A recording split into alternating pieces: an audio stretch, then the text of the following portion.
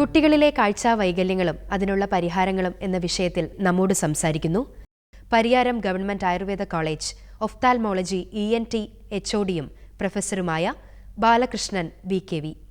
ഇപ്പോൾ കേരളത്തിൽ പ്രത്യേകിച്ച് നമ്മുടെ ഇടയിലൊക്കെ ഉള്ള ഒരു ചടങ്ങാണ് കണ്ണെഴുത്തൽ. അതായത് കുട്ടികൾ ജനിച്ച ഉടനെ ഇത്ര ദിവസത്തിനുള്ളിൽ നമ്മളൊരു കണ്ണെഴുതൽ ചടങ്ങായിട്ട് തന്നെ നടത്തും. അതെ, 28ാം ദിവസം. അപ്പോൾ കുട്ടികൾ കൺമഷി ഉപയോഗിക്കുന്നത് നല്ലതാണോ? കുട്ടികൾ കൺമഷി ഉപയോഗിക്കുന്നത് അഞ്ജനകർമ്മം നമ്മുടെ ശാസ്ത്രത്തിൽ പറയുന്നുണ്ട്. ആർക്കൊക്കെ ചെയ്യാം, ആർക്കൊക്കെ ചെയ്യാൻ പാടില്ല. ദിനചര്യയുടെ ഭാഗമായിട്ട് കണ്ണിൽ അഞ്ജനം എഴുതാൻ പറഞ്ഞിട്ടുണ്ട്. അതായത് എല്ലാ ദിവസവും സൗവീരാഞ്ജനം എന്ന് പറയുന്ന കൺമഷി ഇടണമെന്നും 7 ദിവസം കൂടുമ്പം രസാഞ്ജനം നേരത്തെ പറഞ്ഞു, രസാഞ്ജനം മരമഞ്ഞ തൊലിയുടെ അഞ്ജനമാണ് ഉപയോഗിക്കണമെന്ന് നമ്മുടെ ദിനചര്യയിൽ പറയുന്നുണ്ട്. ഈ ദിനചര്യയിൽ പറഞ്ഞ പല കാര്യങ്ങളും നമ്മുടെ ശരീരത്തിൻ്റെ സ്വസ്ഥന അല്ലെങ്കിൽ ഹെൽത്തി ഇൻഡിവിജ്വലിനെ മെയിൻറ്റെയിൻ ചെയ്യാനാണ്. കണ്ണെഴുതണം എന്ന് പറഞ്ഞിരിക്കുന്നത് ചില പ്രത്യേക ഔഷധങ്ങൾ കൂട്ടുകൊണ്ട് മാത്രമാണ്. അതായത് സൗവീരമഞ്ജനം നിത്യം, സൗവീരാഞ്ജനം എന്നും 7ാം ദിവസം ശ്രാവണാർത്ഥ രസാഞ്ജനം, കഫത്തെ ശ്രവിച്ചു കളയാൻ വേണ്ടി രസാഞ്ജനം ഉപയോഗിക്കണം. പക്ഷേ ആ കാലഘട്ടത്തിൻ്റെ ആവശ്യമായിരുന്നു അത്. ഇന്ന് അതിൽ പറഞ്ഞ അഞ്ജനങ്ങൾ ഉണ്ടാക്കുന്നില്ല ആരും. ശരിയായ രീതിയിലുള്ള അഞ്ജനങ്ങൾ ഉണ്ടാക്കി വേണ്ടി മാത്രമാണ് കണ്ണെഴുതാൻ പറഞ്ഞിരിക്കുന്നത്. ഇന്ന് വാങ്ങുന്നത് എല്ലാവരും ഐലൈനറാണ്, ഐലൈനർ വെച്ചൊക്കെയാണ് ചെയ്യുന്നത്. ഇത് എത്രത്തോളം നല്ലതാണ് എന്ന് പറയാൻ വയ്യ. പക്ഷേ ഇന്ന് വാങ്ങുന്ന പലതും കണ്ണിന് പ്രൊട്ടക്ഷൻ അല്ല എന്നുള്ളതാണ് മനസ്സിലാവുന്നത്. പിന്നെ അഞ്ജനം ആർക്കൊക്കെ ചെയ്യാം, അഞ്ജനം എപ്പോഴൊക്കെ ചെയ്യണം, എങ്ങനെയൊക്കെ ചെയ്യണം, ഏതൊക്കെ കൊണ്ട് ചെയ്യണം എന്നൊക്കെ ശാസ്ത്രത്തിൽ പറഞ്ഞിട്ടുണ്ട്. ഇപ്പോൾ കുഞ്ഞുങ്ങളുടെ നമ്മളിപ്പം ഈ പറഞ്ഞ രീതിയിൽ ഉണ്ടാക്കിയാണ് 28ന് ചെയ്യാറ്. ഞാൻ ഒരു കരി മുഖത്ത് വരച്ച കണ്ണിനെ തീ എഴുതണ്ടെന്ന് ഞാൻ പറയാറുണ്ട്. കാരണം എന്താ വെച്ചാൽ നമ്മൾ ഉപയോഗിക്കുന്ന ആ ഔഷധം നല്ലതല്ലെങ്കിലോ അതല്ല അവർ ഉപയോഗിക്കുന്ന ആളുടെ കൈ നല്ലതല്ലെങ്കിലോ കുഞ്ഞിന് അസുഖം വരാൻ ചാൻസ് ഉണ്ട്. പിന്നെ കണ്ണിൻ്റെ വെളിയിൽ മാത്രമേ ഇടാൻ പറഞ്ഞു, ഉള്ളിലോട്ടൊന്നും ഇടാൻ പറഞ്ഞിട്ടില്ല. കണ്ണിനകത്തൊന്നും ഇടുന്നത് അത്ര സേഫാണെന്ന് എനിക്ക് തോന്നുന്നില്ല. നമ്മൾ കണ്ണിൽ മരുന്നിടാറുണ്ട് അഡ്മിറ്റ് ചെയ്ത രോഗികൾക്ക്. അതിന് അഞ്ജനം ചെയ്യാൻ പാടില്ലാത്തവരും ചെയ്യേണ്ടവരുമുണ്ട്. കാരണം ചില രോഗങ്ങൾക്ക് കണ്ണിലേക്ക് മരുന്നെഴുതി അപ്പം തന്നെ മാറും. ആ പറയേണ്ട പ്രത്യേക തരത്തിലുള്ള ഔഷധം പ്രത്യേക രീതിയിൽ വെള്ളിയുടെ ശലാക ഒരു ഉപകരണമാണ് കണ്ണിൽ മഷിയിടുന്നത്, അത് വെച്ചാണ് ചെയ്യുന്നത്. അത് വെച്ച് ചെയ്യുകയാണെങ്കിൽ സേഫാണ്. പലപ്പോഴും അങ്ങനെ അല്ലാത്തത് കൊണ്ട് ഒരു കോണ്ടാക്ട് ഡെർമറ്റൈറ്റിസ് വരെ വരാൻ സാധ്യതയുണ്ട്. സത്യമായിട്ട് തന്നെ അംഗീകരിക്കണം. പലപ്പോഴും ഉപയോഗിക്കുന്ന ആളുടെ കൈകൾ കൊണ്ടോ അല്ലെങ്കിൽ ഉപയോഗിച്ച ഔഷധം കൊണ്ടോ ഉപയോഗിക്കുന്ന സമയത്തിൻ്റെ തെറ്റുകൊണ്ടോ കുഞ്ഞിൻ്റെ ശരീരപ്രകൃതി കൊണ്ടോ തകരാറുകൾ സംഭവിക്കും. ഇതും ആയുർവേദത്തിൽ പറഞ്ഞിട്ടുണ്ട്. ഇതൊക്കെയാണ് നിങ്ങൾ ചെയ്യരുതെന്ന് പറഞ്ഞിട്ടുണ്ട്, അങ്ങനെ പറഞ്ഞിട്ടുണ്ട്. അതുകൊണ്ട് ആവശ്യമില്ലാത്ത കാര്യങ്ങൾ ചെയ്യരുത് എന്നാണ് എനിക്ക്. ചെയ്യുന്നുണ്ടെങ്കിൽ വളരെ സേഫസ്റ്റ് മെത്തഡോളജി അഡോപ്റ്റ് ചെയ്തിട്ട് മാത്രമേ ചെയ്യാവൂ. ഒരിക്കലും അൺബയാസ്ഡ് ആവരുത്. മാർക്കറ്റുകളിൽ നിന്ന് ലഭ്യമായിട്ടുള്ള കൺമഷികൾ ഒരുപാട് പ്രൊഡക്ട്സുകളുണ്ട്. അതിൽ ഏറ്റവും കൂടുതൽ ഉപയോഗിക്കുന്ന രാസവസ്തു ഏതായിരിക്കും നമ്മുടെ കണ്ണിന് ദൂഷ്യം ചെയ്യുന്നത്? അതിൽ ആർസനിക് ഡൈസൾഫൈഡ് ചേർന്ന സാധനങ്ങളാണ് കൂടുതൽ തന്നെ മനസ്സിലാക്കുന്നത്. അതുപോലെ കണ്ണിന് നല്ലതല്ല മാഡം. അതിൻ്റെ സേഫ്റ്റി നമ്മുടെ ഒരു സ്റ്റാൻഡേർഡ്സ് വെച്ച് ഒരു SOP ഒക്കെ വെച്ച് ഉണ്ടാക്കിയെടുക്കേണ്ടി വരില്ലേ? ചിലതുകൾ മാത്രമായിരിക്കാം. എന്തായാലും ഉള്ളിൽ എഴുതാതിരിക്കുന്നതാണ് നല്ലത്. എൻ്റെ അഭിപ്രായം പറയാം, പേഴ്സണൽ അഭിപ്രായം. കണ്ണിൻ്റെ പുറത്തേക്കൂടെ തേച്ചോ, ഉള്ളിൽ തേക്കണ്ട. ഈ തെയ്യം കലാകാരന്മാർ അഞ്ജനം അവിടെ വെച്ച് ഉണ്ടാക്കുകയാണ് ചെയ്യുക. തെയ്യം കണ്ണൂർ ഭാഗത്തെ കേട്ട് കാണും ഒരിക്കലും. അവർ കൺമഷി ഇടും. ആ ഉണ്ടാക്കുന്ന കൺമഷി എന്ന് പറയുന്നത് അവർ ആ സമയത്ത് ഉണ്ടാക്കുന്നതാണ്. അവർ കണ്ണിനകത്തിടും. ഇങ്ങനെ അവർ കണ്ണിന് ചുവപ്പ് നിറക്കെ വരുള്ളൂ. പക്ഷേ പുറത്തുനിന്ന് വാങ്ങിക്കുന്നതല്ല അവർ ഉപയോഗിക്കുന്നത്. എനിക്കൊന്ന് പുറത്തുനിന്ന് വാങ്ങിക്കുന്നതിന് പലപ്പോഴും ചില അപകട സാധ്യതകളുണ്ട് എന്നെനിക്ക് തോന്നുന്നു. കാരണം ചില കുട്ടികൾ കണ്ണിൽ മഷിയിട്ടിട്ട് എൻ്റെ അടുത്ത് വന്നിട്ടുണ്ട് തകരാറായിട്ട്. അതുകൊണ്ടാണ് ഞാനിത് പ്രത്യേകം എടുത്ത് പറയാൻ കാരണം. നമ്മൾ കണ്ണിനകത്തേക്ക് അങ്ങനെ ഒരു ഇൻഡക്ഷൻ വേണ്ടാന്ന് തോന്നുന്നു. ആ കുറച്ചും കൂടെ സേഫ്. കാരണം സ്വയം എപ്പോഴും നമ്മളൊരു അപകടത്തെ വിളിച്ചു വരുത്താൻ പാടില്ലല്ലോ. അതെ, ശരിയല്ലേ? ഒന്ന് പ്രൊട്ടക്റ്റ്. ഇറ്റലിയിൽ കുഴപ്പമൊന്നുമില്ലല്ലോ, അല്ലേ? സത്യമല്ലേ? അതെ അതെ. ഞങ്ങൾ നിർബന്ധമാണ് വല്ല പ്രോഗ്രാം ചെയ്യാനാണെങ്കിൽ ശരിയിടുക. ഇത് കോൺടാക്ട് ലെൻസ് വെക്കുന്നവരെ പോലെയാണ്. ഒത്തിരി കുട്ടികൾ കോൺടാക്ട് ലെൻസ് വെച്ചിട്ട് എൻ്റെ അടുത്ത് വന്നു. അപ്പോൾ ഞാൻ പറഞ്ഞു കോൺടാക്ട് ലെൻസ് നല്ലതൊക്കെ തന്നെ, കാഴ്ചക്കുറവിന് പറ്റിയൊരു എളുപ്പമാർഗ്ഗം കൂടെയാണ്. പക്ഷേ ഒരു കാരണം അവർ ആലോചിക്കണം, ഇത് കോൺടാക്ട് ലെൻസാണ്. ഇത് കോർണിയായിട്ട് കോൺടാക്റ്റ് ഉള്ളതാണ്. അപ്പോൾ കോർണിയയുടെ ന്യൂട്രീഷൻ താൽക്കാലികമായിട്ട് ഇല്ലാതാവും ഒന്ന്. പിന്നെ ഇത് 8 മണിക്കൂർ കൂടുതൽ വയ്ക്കാൻ പാടില്ല, അതിന് പ്രത്യേകം പറഞ്ഞിട്ടുണ്ട്. പക്ഷേ നിങ്ങളിത് രാവിലെ ഇട്ട് രാത്രി വരെ അയച്ചു വെക്കില്ല. പിന്നെ യാത്ര ചെയ്യുമ്പോൾ ഉപയോഗിക്കാൻ പാടില്ല. നിങ്ങളത് യാത്ര ചെയ്യുമ്പോൾ ഇടും. ശരിക്കും കോൺടാക്ട് ലെൻസ് ഏറ്റവും നല്ലത് ആർട്ടിസ്റ്റിനൊക്കെയാണ്, സിനിമ അല്ലെങ്കിൽ മീഡിയാസിൽ വർക്ക് ചെയ്യുന്നവർക്ക്. അവർക്ക് ആ ടൈം സമയത്ത് എടുത്ത് വയ്ക്കാം. കണ്ണാടിയുടെ ആവശ്യമില്ല. അത് കഴിഞ്ഞ് അവരെടുത്ത് വയ്ക്കും. പക്ഷേ വെറുതെ സ്കൂളിൽ പഠിക്കുന്ന കുട്ടികളും അല്ലെങ്കിൽ ബസ്സിൽ യാത്ര ചെയ്യുന്ന ടീച്ചേഴ്സ് ഇത് വെക്കേണ്ട കാര്യമില്ല. അവർക്ക് കണ്ണാടിയാണ് നല്ലത്. 40 വയസ്സ് കഴിഞ്ഞ ഒരാൾക്ക് റീഡിംഗ് ക്ലാസ് വെക്കുന്നതിന് തെറ്റൊന്നുമില്ല. സത്യമല്ലേ മാഡം? ഒരു കോൺടാക്ട് ലെൻസ് വെച്ചിട്ട് ഒത്തിരി കെരാറ്റൈറ്റിസ് കേസുകൾ ഞാൻ ട്രീറ്റ് ചെയ്തു. ഞാൻ കുട്ടികളോട് പറഞ്ഞു, നിങ്ങൾക്ക് ഇത് പറ്റിയതല്ല. നിങ്ങൾ ആലോചിക്കുക, ഇതിൻ്റെ വരുംവരായികളെ കുറിച്ച് പഠിക്കുക. ഈ കാത് ഒത്തിരി കുത്തിയ കുട്ടികൾ എൻ്റെ അടുത്ത് വന്നിട്ടുണ്ട്. എല്ലാവർക്കും കീലോയിഡ് വന്നു. അപ്പം ഞാൻ പറഞ്ഞു, കാത് കർണവേദ സംസ്കാരമുണ്ട്, ഒരു ദ്വാരം ഇടാം, കുഴപ്പമില്ല. നിങ്ങളോട് നിറയെ കുത്താൻ ആര് പറഞ്ഞു? എന്തിനു കുത്തി? For what purpose? അതും അൺഎത്തിക്കലായിട്ടാണ് ചെയ്തേക്കുന്നത്, എത്തിക്കലല്ല. ഒരു പണ്ട് കാലങ്ങളിലൊരു ആചാരമായിരുന്നു അത്, കർണവേദന സംസ്കാരം. അതൊരു സ്വർണത്തിൻ്റെ അണി കൊണ്ട് ഒരു തട്ടാൻ ഒരു ആചാരം പോലെ ഒരു സ്ഥലത്ത് ഒരു ദൈവചിത്രം ഒരു ദ്വാരമുണ്ട്, അവിടെ മുറിവുണ്ടായ രക്തം വരത്തില്ല, ഉണങ്ങും, താനേ ഉണങ്ങും. അത് പ്രതിരോധശേഷിയെ വർദ്ധിപ്പിക്കാൻ കൂടെ സഹായിക്കുന്ന ഒന്നായിരുന്നു. ഇന്നതല്ല, ഇന്ന് ഏതെങ്കിലും റോഡ് സൈഡിലൊക്കെ ഉണ്ട്, ഞങ്ങളിവിടെ കാതിൽ കുത്തി കൊടുക്കും, സെക്കൻഡ് സ്റ്റഡ് ഇട്ട് കൊടുക്കും. ഇതൊക്കെ നിങ്ങൾ സ്വയം ചിന്തിച്ച് തീരുമാനം എടുക്കേണ്ടതാണ്. പിന്നീട് കീലോയിഡ് വന്ന് തൂങ്ങിയിട്ട് എൻ്റെ അടുത്ത് വന്നിരുന്നു. ഞാൻ പറഞ്ഞു, ഇതിന് കീലോയിഡ് ട്രീറ്റ്മെൻറ്റ് ഇല്ല, എടുത്തു കളഞ്ഞാൽ വീണ്ടും അതേപോലെ വരും. അപ്പം വെളുക്കാൻ തച്ചത് വേണ്ടായി. ശരിയല്ലേ? അൺവാണ്ടഡ് ആയിട്ടുള്ള കാര്യങ്ങളാണ്. ശരിക്കും പ്രകൃതി പറഞ്ഞ കാര്യങ്ങൾ മാത്രം ചെയ്താൽ പോരെ. അപ്പോൾ അതുകൊണ്ട് എനിക്ക് തോന്നുന്നു കൺമഷി ഇടുന്നതിനെ കുറിച്ചൊരു ഒരു ഡിബേറ്റ് ഉണ്ട് എപ്പോഴും. എനിക്ക് പൂർണ്ണമായിട്ട് അംഗീകരിച്ചു കൊടുക്കാൻ ബുദ്ധിമുട്ടാണ്. ശാസ്ത്രം പറഞ്ഞിട്ടുണ്ട്, പക്ഷേ അതുപോലെ പ്രാവർത്തികമാക്കാൻ ബുദ്ധിമുട്ടാണ്. കാഴ്ചശക്തി വർദ്ധിപ്പിക്കുന്നതിന് വേണ്ടി കുട്ടികൾക്ക് കൊടുക്കേണ്ടുന്ന പോഷകാഹാരങ്ങൾ ഏതൊക്കെയാണ്? ആദ്യം പറയുന്നത്, ഒന്ന് സമയത്തിന് ആഹാരം കഴിക്കണം. സമയത്തിന് രാവിലെ ഒരു ബ്രേക്ക്ഫാസ്റ്റ്, ഉച്ചക്കൊരു ലഞ്ച്, രാത്രി ഒരു സപ്പർ. ഇതായിരിക്കണം അടിസ്ഥാനം. 3 ഭക്ഷണം. വേണമെങ്കിൽ വൈകുന്നേരം ഒരു കാപ്പി കൂടെ ആവാം. പക്ഷേ രാവിലത്തെ ബ്രേക്ക്ഫാസ്റ്റ് നിർബന്ധമാണ്. രാവിലെ 1/2 ദോശ കഴിച്ചാൽ പോരാ, അത് കഴിക്കാൻ എനിക്ക് നേരം ഉണ്ടാവില്ല. പിന്നെ എഴുന്നേക്കുന്നത് 7:45 8 മണിക്ക് ബസ്സായിരിക്കും, കഴിക്കാൻ നേരം ഉണ്ടാവില്ല. പിന്നെ ആ കഴിക്കുന്നതിൽ ഇപ്പം നമ്മുടെ ട്രഡീഷണൽ ഫുഡ് ഐറ്റംസ് ഉണ്ട്, ദോശ, ഇഡ്ഡലി, ചമ്മന്തി. അതെല്ലാം നല്ല ഭക്ഷണമാണ്. കാരണം ദോശ, ഇഡ്ഡലി ആണെങ്കിൽ അതിനകത്ത് ഉഴുന്നുണ്ട്, അരിയുണ്ട്, ചമ്മന്തി, അതിൻ്റെ സാമ്പാർ എല്ലാം ചേർന്നൊരു ബാലൻസ്ഡ് ആയിട്ടാണ്. ഒരു കപ്പ് ചായ. പക്ഷേ ഇതൊന്നും കുട്ടികൾ കഴിക്കില്ല. ഉച്ചക്കത്തെ ചോറ്, അതിന് 2 കറി അല്ലെങ്കിൽ 3 കറി. രാത്രി ഒരു സപ്പർ, മേ ബി ദോശയോ ചോറോ ചപ്പാത്തിയോ കറികളും പിന്നെ കുറച്ച് പഴങ്ങളും. ഇതായിരിക്കും വേണ്ടത്. പക്ഷേ ഇതുപോലെ കഴിക്കുന്നുണ്ടോ എന്ന് ചോദിച്ചാൽ അതൊരു വലിയ ചോദ്യമാണ്. കുട്ടികൾക്ക് ഇതാണ് വേണ്ടത്. അറ്റ്ലീസ്റ്റ് വൈകുന്നേരം സ്കൂളിൽ വന്നുകൊണ്ട് അവർ കഴിക്കും. ആ സമയത്തെങ്കിലും അവർക്ക് നല്ലവണ്ണം ഭക്ഷണം കൊടുക്കാൻ ശ്രമിക്കണമെന്ന് ഞാൻ പൊതുവേ എൻ്റെ കുട്ടികളുടെ അമ്മമാരോട് പറയാറുണ്ട്. അവർക്ക് ഇഷ്ടമുള്ള ഉണ്ടാക്കി കൊടുക്കുക, കടയിൽ നിന്ന് വാങ്ങിച്ചു കൊടുക്കാതെ നിങ്ങളൊന്നും ഉണ്ടാക്കി കൊടുക്കുക. അറ്റ്ലീസ്റ്റ് ഒരു നേരം ഒരു നല്ല ആഹാരം കഴിച്ചാൽ തന്നെ അവരുടെ ആരോഗ്യത്തിന് വേണ്ടത് കിട്ടും. ഒരു ഗ്ലാസ് പാല്, ഒരു പഴം, അല്ലെങ്കിൽ ഒരു ആപ്പിൾ, എന്തെങ്കിലും ഓറഞ്ച്. പൊതുവേ നമ്മൾ സിട്രസൊക്കെ നല്ലതാണ് കുട്ടികളുടെ ആരോഗ്യത്തിന്. ഓറഞ്ച് കളറുള്ള ഫ്രൂട്ട്സ് കണ്ണിന് വളരെ നല്ലതാണ്. അനാറ്, പിന്നെ കറുത്ത മുന്തിരിങ്ങ, പിന്നെ ഡ്രൈ ഫ്രൂട്ട്സിൽ പിന്നെ നമ്മുടെ വീട്ടിലുണ്ടാകുന്ന ചെറിയ ചെറിയ ആവിയിൽ വേവിക്കുന്ന പലഹാരങ്ങൾ കുട്ടികൾക്ക് ഇഷ്ടം കൂടുതലുമാണ്. ഇൻസ്റ്റെഡ് ഓഫ് ബിസ്ക്കറ്റൊക്കെ വാങ്ങിക്കുന്നതിൽ നല്ലത് ഇപ്പോൾ അമ്മമാർക്ക് തന്നെ അറിയാൻ വേണമെങ്കിൽ അല്ലെ നല്ല ജ്യൂസുകൾ ഉണ്ടാക്കാൻ എല്ലാവർക്കും. എനിക്ക് തോന്നുന്നു ജ്യൂസുകൾ വളരെ ഹെൽത്തിയാണ്. കാരണം കുക്ക് ചെയ്യപ്പെടുന്നില്ല, പിന്നെ ഫ്രൂട്ട്സിൻ്റെ നാരുകളൊന്നും നഷ്ടപ്പെടുന്നില്ല. നാരുകളുടെ ഭക്ഷണമാണ് ഏറ്റവും വേണ്ടത്. പിന്നെ അതിനകത്ത് ആവശ്യത്തിന് പ്രോട്ടീനുണ്ട്, മിൽക്കുണ്ട്, വെള്ളമുണ്ട്. ഒരു ജ്യൂസൊക്കെ ഡെയിലി കൊടുക്കുകയാണെങ്കിൽ മക്കളെ കാഴ്ച കൂടും, ഒരു സംശയമില്ല. കുറച്ച് നേരം ഫോൺ മാറ്റി വെക്കുമല്ലോ ആ സമയത്ത്. ഒരു നല്ല ഭംഗിയുള്ള, ഞാൻ പറഞ്ഞ ഷേപ്പുള്ള ഗ്ലാസ്സിലും കുട്ടികൾക്ക് ഇഷ്ടമാണ്. അതുപോലെ തന്നെ കാറ്ററാക്ട്, ഗ്ലൂക്കോമ എന്നൊക്കെ പറയുന്ന മുതിർന്നവരിൽ കണ്ടുവരുന്ന അത്തരം വില്ലൻ നേത്രരോഗങ്ങൾ കുട്ടികളിൽ വരാറുണ്ടോ? കുട്ടികളിൽ വളരെ കുറവാണ്. കൺജനിറ്റൽ കാറ്ററാക്ട് ഉണ്ട്. ജനിതക ഘടകങ്ങളാകും. അമ്മ ഗർഭാവസ്ഥയിൽ അമ്മയ്ക്കുണ്ടാകുന്ന ന്യൂട്രീഷൻ തകരാറ് കൊണ്ടോ ഔഷധങ്ങളുടെ ചിലപ്പം അമ്മ ഗർഭിണിയായിരിക്കുന്ന സമയത്ത് അമ്മയ്ക്ക് വലിയ ദീർഘകാലമായിട്ട് അസുഖത്തിന് മരുന്നെടുക്കേണ്ടി വന്നാലോ അതുപോലെയുള്ള കാരണങ്ങൾ കൊണ്ട് ജന്മന കുട്ടികൾക്ക് തിമിരത്തോടെ ജനിക്കാറുണ്ട്. ചെറിയ തോതിലുള്ള തിമിരങ്ങളൊന്നും കൺജനിറ്റൽ കാറ്ററാക്ട് ക്ലിനിക്കലി സിഗ്നിഫിക്കൻ്റ് അല്ല. പക്ഷേ തിമിരം വളരെ കൂടുതലാണ്. കാഴ്ചയുടെ മണ്ഡലത്തെ പൂർണ്ണമായും മറക്കുന്നതാണെങ്കിൽ ഇമ്മീഡിയറ്റ്ലി കുട്ടികൾക്ക് തിമിരത്തിന് ശസ്ത്രക്രിയ ചെയ്തില്ലെങ്കിൽ ആ കുട്ടികൾക്ക് റെറ്റിന ഡെവലപ്പ് ചെയ്യത്തില്ല. റെറ്റിന എന്ന് പറയുന്ന കണ്ണിൻ്റെ നാഡീവ്യൂഹം ഡെവലപ്പ് ചെയ്യുന്നത് വെളിച്ചം കൊള്ളുമ്പോഴാണ്. വെളിച്ചം കൊള്ളാതിരിക്കുമ്പോൾ അത് ഡെവലപ്പ് ചെയ്യുന്നില്ല. അപ്പോൾ അങ്ങനെയുള്ള congenital cataract in full growth ആയിട്ടുള്ള ഒരു നമ്മുടെ സെഗ്മെൻറ്റ് മുഴുവനായിട്ട് അടഞ്ഞു കിടക്കുന്നതാണ്. ഇമ്മീഡിയറ്റ്ലി സർജറി ചെയ്യണം. ചെറിയ 1-2 ഡോട്ടുകളാണെങ്കിൽ സർജറി ഒന്നും വേണ്ട, അത് കാലക്രമേണത്തിൽ ഇല്ലാതെ ആയിക്കോളും. അതിനെക്കൊണ്ട് വലിയ പ്രശ്നം വരില്ല. അതുപോലെ ഗ്ലക്കോമ, കുട്ടികളുടെ ഗ്ലക്കോമയ്ക്ക് നമ്മൾ ഓഫ്താൽമോസ് എന്നാണ് പറയുന്നത്. അതും ഉണ്ടാകുന്നത് ഡെവലപ്മെൻറ്റൽ ഡിലേ ആണ്. അപ്പോൾ ആദ്യത്തെ ട്രൈമസിൽ അമ്മയ്ക്ക് ബ്ലീഡിങ് വല്ലതും ഉണ്ടാവുക, അല്ലെങ്കിൽ ഔഷധങ്ങൾ വല്ലതും എടുക്കേണ്ടി വരുമോ. പിന്നെ അമ്മ BP മെഡിസിൻ എടുക്കുന്ന അമ്മയാണെങ്കിൽ, അല്ലെങ്കിൽ എപ്പിലെപ്സി തുടങ്ങിയ അസുഖങ്ങൾക്ക് നേരത്തെ മരുന്ന് കഴിച്ചുകൊണ്ടിരിക്കുന്ന അമ്മമാരാണെങ്കിൽ, മാനസിക രോഗത്തിൻ്റെ ഡിപ്രഷനുള്ള മരുന്ന് കഴിക്കുന്നവരാണെങ്കിൽ, മീൻസ് സൈക്കോസൊമാറ്റിക് ഡിസോർഡേഴ്സിന് മരുന്ന് കഴിക്കുന്നത്, ചിലപ്പം കണ്ടിന്യൂ അൾസറേറ്റീവ് കൊളൈറ്റിസ് ഉള്ളത്, അങ്ങനെയുള്ള ദീർഘകാലമായി ഔഷധം കഴിച്ചുകൊണ്ടിരിക്കുന്ന ഒരു അമ്മയാണ് ഗർഭം ധരിക്കുന്നതെങ്കിൽ അവരുടെ കുഞ്ഞുങ്ങൾക്ക് ഇങ്ങനെയുള്ള രോഗങ്ങൾ വരാൻ സാധ്യത കൂടുതലാണ്. അത് ജനിച്ചപ്പോൾ തന്നെ നമ്മൾ പരിശോധിക്കേണ്ടതും ഉണ്ടെങ്കിൽ അപ്പം തന്നെ ഔഷധങ്ങൾ ആരംഭിക്കേണ്ടതുമാണ്. ഇല്ലെങ്കിൽ കുട്ടിക്ക് കാഴ്ചയില്ലാതായി പോകും. അപ്പോൾ അങ്ങനെയാണ് പലപ്പോഴും കുട്ടികൾക്ക് നിസ്റ്റാഗ്മസ് അല്ലെങ്കിൽ കണ്ണിങ്ങനെ അനങ്ങിക്കൊണ്ടിരിക്കുന്ന അസുഖങ്ങൾ ഒത്തിരി കണ്ടു കാണും. ഒരുപാട് കേസ് ചെയ്യാറുണ്ട്.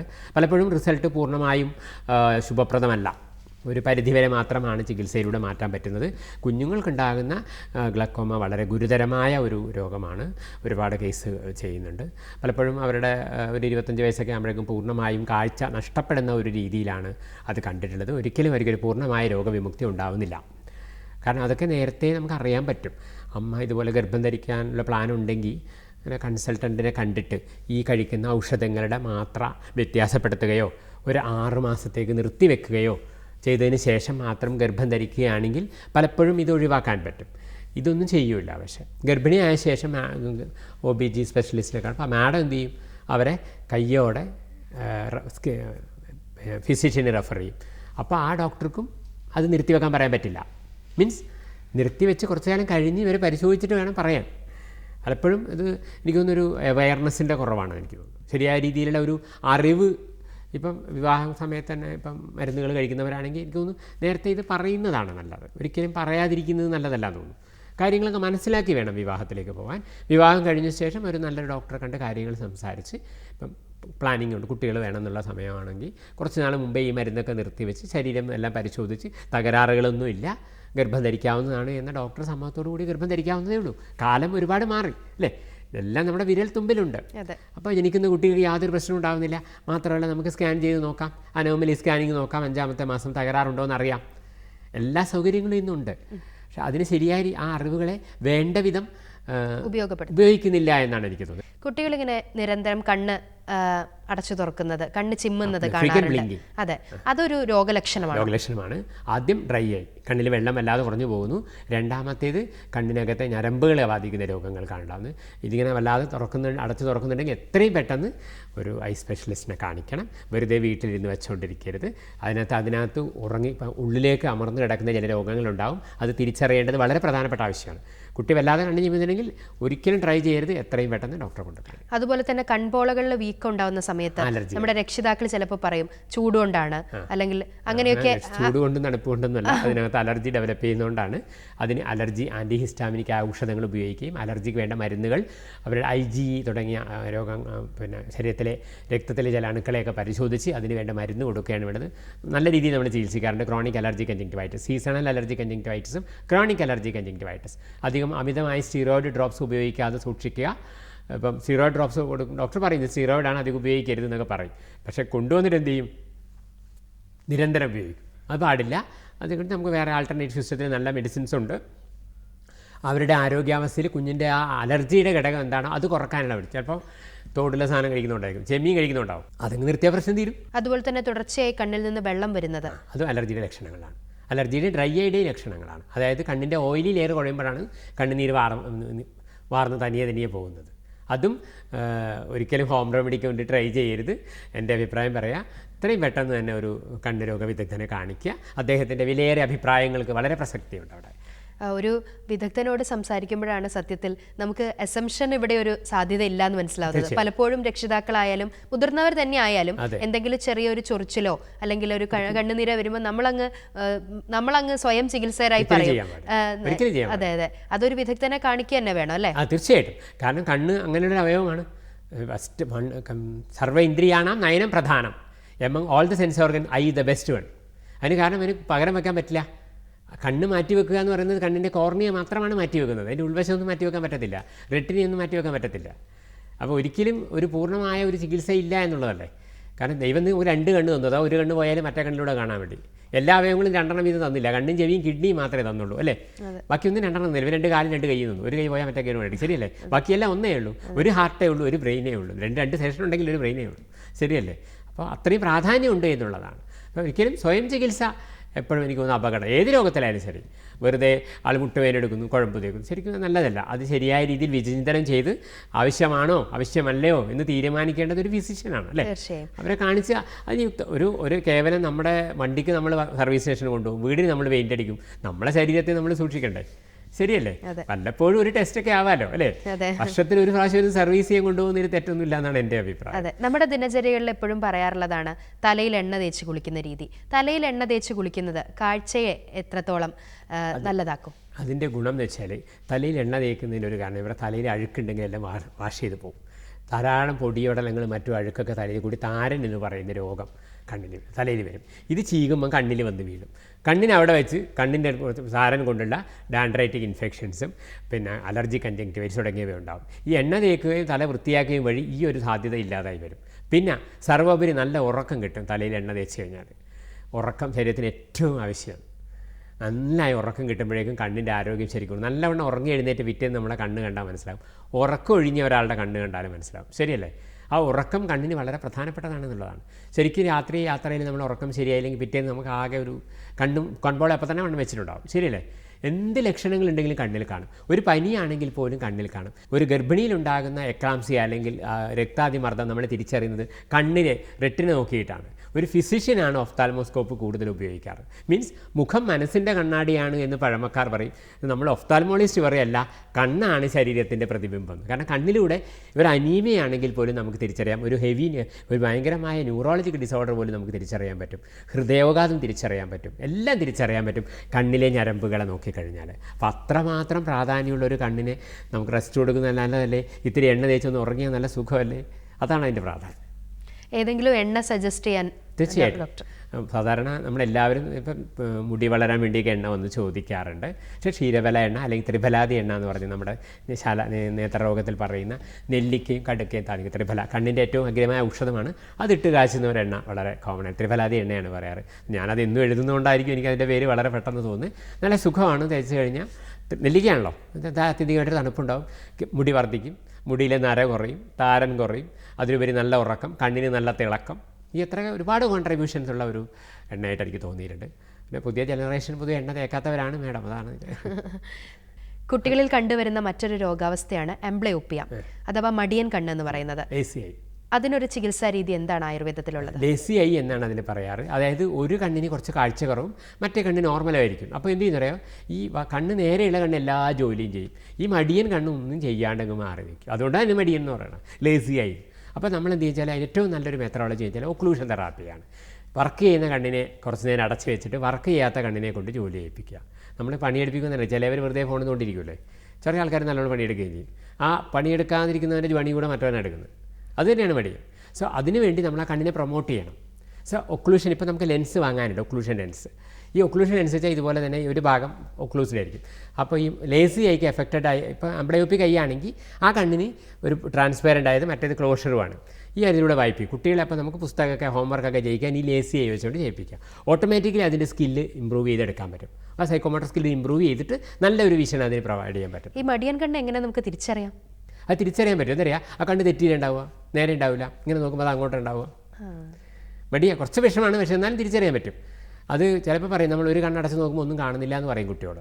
അതൊക്കെ നമുക്ക് വീട്ടിൽ നിന്ന് തന്നെ ചെയ്ത് നോക്കാൻ പറ്റും. മക്കളെ, നിങ്ങൾ ഒരു കണ്ണടച്ചിട്ട് മറ്റേ കണ്ണുകൊണ്ട് നോക്കി എല്ലാം കാണുന്നുണ്ടോ നോക്ക്, ഇപ്പുറത്തെ കണ്ണടച്ച് നോക്കുക, എല്ലാം കാണുന്നുണ്ടോ നോക്ക്. നമുക്ക് ചെയ്യാൻ പറയാൻ പറ്റും. ഒരു ഹോം എക്സർസൈസാണ്. കുറച്ച് ദൂരമായിട്ട് ഇതും ഒരു കണ്ണടച്ചിട്ട് വയസ്സായവരോടൊക്കെ പറയാറുണ്ട്, അത് ചില തിമിരം ഉണ്ടോ എന്ന് അറിയാനേ. അയ്യോ ഡോക്ടറെ, എൻ്റെ ഒരു കണ്ണ് കാണുന്നില്ല, അപ്പോഴത്തെ തിമിരം വന്നതായിരിക്കാം. മരുന്നുകൾ കൊണ്ടോ അല്ലെങ്കിൽ സർജറി കൊണ്ടോ മാറ്റിയെടുക്കാവുന്നതാണ്. പക്ഷേ അത് അറിയണം.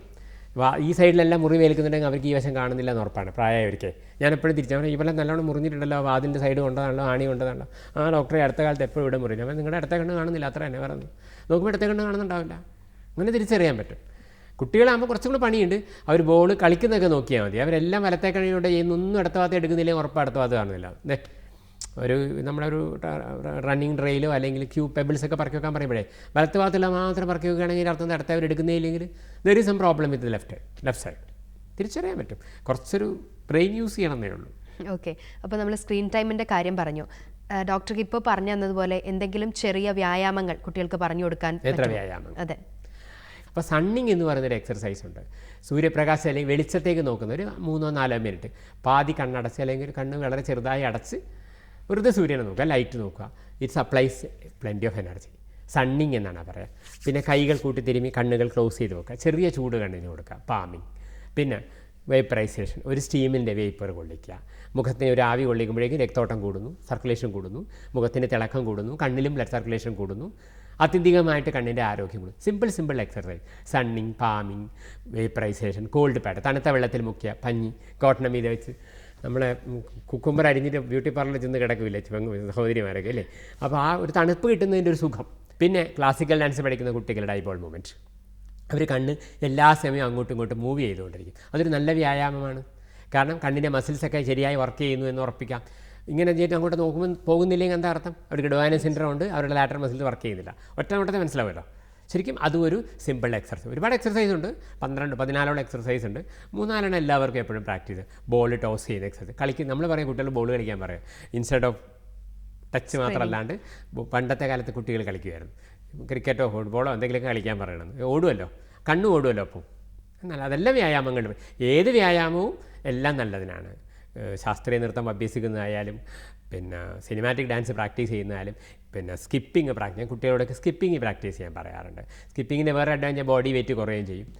പൊണ്ണത്തടി ഉണ്ടല്ലോ നമ്മുടെ കുട്ടികൾക്കിപ്പം, വെറുതെ ഇങ്ങനെ അനങ്ങാണ്ടിരുന്നിട്ട്. അപ്പോൾ അതിനും ഒരു നല്ലതാണ്. ഒരുപാട് ആയുർവേദ പ്രൊഡക്റ്റുകളാണ് ഇപ്പോൾ നിലവിൽ മാർക്കറ്റിൽ അവൈലബിൾ ആയിട്ടുള്ളത്. അതെ, അപ്പം ആയുർവേദത്തിൻ്റെ ശരിയായ ചര്യകൾ പാലിച്ചുകൊണ്ട് എത്ര ശതമാനം മരുന്നുകൾ നമുക്കിപ്പോൾ ലഭ്യമാണ്? മാർക്കറ്റ് അവൈലബിൾ എത്രത്തോളം ക്വാളിറ്റി ഉള്ളതാണ് എന്ന് ഒറ്റ നോട്ടത്തിൽ പറയാൻ പറ്റത്തില്ല. കാരണം അടുത്ത കാലത്ത് ഒരു വീഡിയോ കണ്ടു, മുഖത്തെ എന്തോ ക്രീമ് തേച്ചതിൻ്റെ പേരിൽ കുട്ടികൾ കിഡ്നിക്ക് തകരാറ് വന്നു എന്നൊക്കെ. ഏതോ പോലെ മേക്കപ്പ് ക്രീമുകളൊക്കെ മലപ്പുറം ജില്ലയിലാണ്. Means there is absorption through the body. Oil തേക്കുന്നുണ്ടാവും, വേദന കുറയുന്നുണ്ടെങ്കിൽ ഓയിൽ അബ്സോർബ് ചെയ്യുന്നു എന്നല്ലേ അർത്ഥം. നമ്മൾ തേക്കുന്ന ഈ സാധനം ശരീരത്തിലേക്ക് ആഗിരണം ചെയ്യപ്പെടുന്നുണ്ട്. അതിൻ്റെ ചെറിയൊരു അംശം നമ്മുടെ അവയവങ്ങളെ നശിപ്പിക്കുന്നുണ്ടാവാം. ക്വാളിറ്റി ഇല്ലാത്ത സാധനങ്ങളാണെങ്കിൽ. സാഫ്രോൺ വളരെ വില കൂടിയൊരു സാധനമാണ്, കുങ്കുമപ്പൂവും. ചില ക്രീമുകളിലൊക്കെ അവർ ചേർത്തിട്ടുണ്ടെന്ന് അവകാശപ്പെടുന്നു. എന്നിട്ട് ആ പൈസക്ക് അത് വിറ്റാൻ മുതലാകുമോ? ആലോചിച്ചാൽ പറയാം. എൻ്റെ അഭിപ്രായത്തിൽ ഔഷധങ്ങളായിട്ട് ഉപയോഗിക്കാനുള്ളവയാണ്. മുഖത്ത് ചേർക്കുന്ന ക്രീമുകളാണെങ്കിൽ പോലും രോഗിക്ക് ആവശ്യമുണ്ടെങ്കിൽ മാത്രമേ ഉപയോഗിക്കാവൂ. ഇതൊരു വിദഗ്ധൻ്റെ അനുവാദത്തോടു കൂടെ മാത്രമേ ഉപയോഗിക്കാവൂ എന്നാണ് എൻ്റെ അഭിപ്രായം. ഒരാൾ നമ്മൾ വെറുതെ മാർക്കറ്റ് കാണുന്ന കുറേ പ്രൊഡക്റ്റ് വാങ്ങി തേച്ചു. ഇത് ഒരു കുട്ടി എൻ്റെ അടുത്ത് വന്ന് വെച്ച് ആ ഒരു എണ്ണ വാങ്ങിച്ച് എൻ്റെ മുടി മുഴുവൻ കൊഴിഞ്ഞു പോയി. ഞാൻ എന്തിനു വെച്ചാൽ നീ അത് വാങ്ങിച്ച് തേക്കാൻ പോയി? ആയുർവേദത്തിൽ എണ്ണ തേച്ചാൽ മുടി വളരുമെന്ന് പറയുന്ന ചുരുക്കം ചില സന്ദർഭങ്ങൾ മാത്രമാണ്. മുടി വളരാൻ വേണ്ടി പറഞ്ഞിരിക്കുന്ന ചില ലേപനയോഗങ്ങളാണ്, ഞാനത് ഉപയോഗിക്കുന്നതാണ്, ഓയിലുകളല്ല. ഏതെങ്കിലും ഒരു ഓയിൽ തേച്ചിട്ട് ഭൂമിയിൽ കഷണ്ടി മാറ്റുന്നുണ്ടെങ്കിൽ ഇവിടെ ആരെങ്കിലും കഷണ്ടി ഉണ്ടാവില്ല. 50 വയസ്സ് കഴിഞ്ഞ് എല്ലാ പുരുഷന്മാർക്കും ആൻഡ്രോജനിക് ഫാക്ടർ കാരണം കഷണ്ടി വരും. ശരിയല്ലേ മാഡം? അപ്പോൾ പിന്നെ കഷണ്ടി ഉണ്ടാകത്തില്ലല്ലോ. ആയുർവേദത്തിൽ അങ്ങനെ വേണ്ടാത്ത കാര്യങ്ങളൊന്നും പറഞ്ഞിട്ടില്ല, വേണ്ടത് മാത്രമേ പറഞ്ഞിട്ടുള്ളൂ. അതിന് ദുരുപയോഗപ്പെടുത്തുകയാണ് പലപ്പോഴും. എനിക്ക് അഭിപ്രായമില്ല മാഡം. കാരണം വെറുതെ കാണുന്ന പ്രൊഡക്റ്റുകൾ ഉപയോഗിക്കണമെന്നും അതിനോട് എനിക്ക് അഭിപ്രായമില്ല. എൻ്റെ സ്വന്തം അഭിപ്രായമായിരിക്കാം, വ്യത്യാസങ്ങളുണ്ടായിരിക്കാം. ഇപ്പം പലപ്പോഴും കുട്ടികൾക്ക് ഒലിവ് ഓയിൽ തേച്ചോട്ടെ എന്ന് പല പാരൻസ് ചോദിക്കും. ഞാൻ പറയും ഒലിവ് ഓയിൽ തേക്കേണ്ട കാര്യം, ഇവിടെ വെളിച്ചെണ്ണ കിട്ടുമ്പോൾ അവിടെ ഒലിവ് ഓയിൽ വാങ്ങേണ്ട കാര്യം തോന്നുന്നു. ഒലിവ് ഓയിൽ സ്പെയിനിൽ ഉപയോഗിക്കുന്ന സാധനമല്ലേ. ഒലിവ് മരം ഇവിടെ വളരുന്നില്ല, അതിൻ്റെ വിത്ത് ഇവിടെ ഉണ്ടാവുന്നില്ല, ആ ഓയിൽ ഇവിടെ ഉണ്ടാവുന്നില്ല.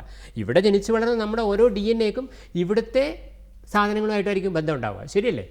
അതിൽ കോക്കനട്ട് ഓയിലായിരിക്കും ഏറ്റവും പ്രധാനം, പിന്നെ അരിയായിരിക്കും അല്ലേ? അപ്പം ശരി, അതുപോലെ ആയിരിക്കുമല്ലേ? അപ്പം അതുകൊണ്ട് എനിക്ക് തോന്നുന്നു ഏതെങ്കിലും ചില സിങ്ക് ബ്ലെൻഡഡ് ആയിട്ടുള്ള ക്രീമുകൾ തേക്കുന്നതിനോട് അഭിപ്രായമില്ല.